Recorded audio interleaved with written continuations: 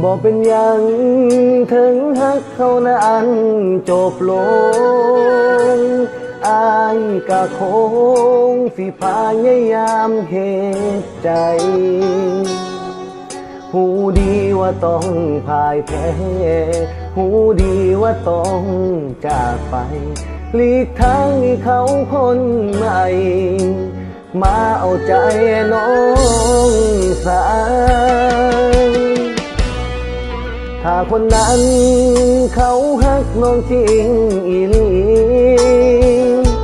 อายคนนี้ก็ยินดีทุกเวลา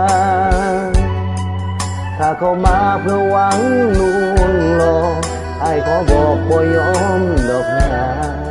สิขัดขวางทุกทีทุกท่าบ่ให้น้องเพ้อใจให้เขายอมรับว่าหากน้องหลายหมดใจลีถึงหากเขานี้บ่มีวันดีคือเก่าคุณบ่ถึงบ่ได้ครอบครองได้หักน้องสำนี้ก็เอาสิขออยู่ห่างๆน้องเจ้าย่านเขาเฮ็ดให้น้องเสียใจ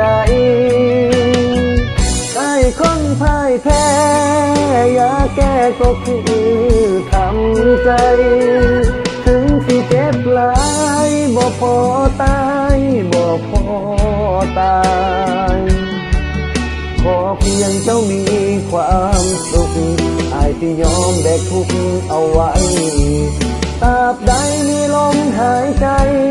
ยินดีตายแทนน้องเสมอ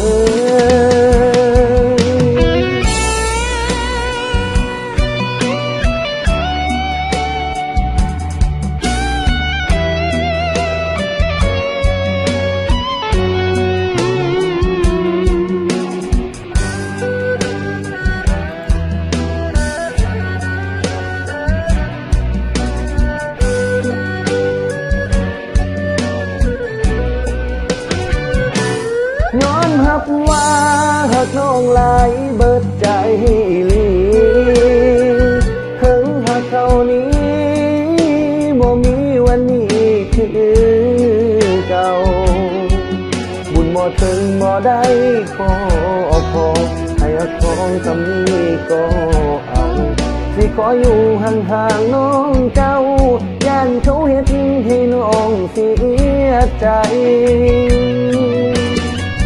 ไอ้คนพ่ายแพ้ยาแก้ก็คือทำใจ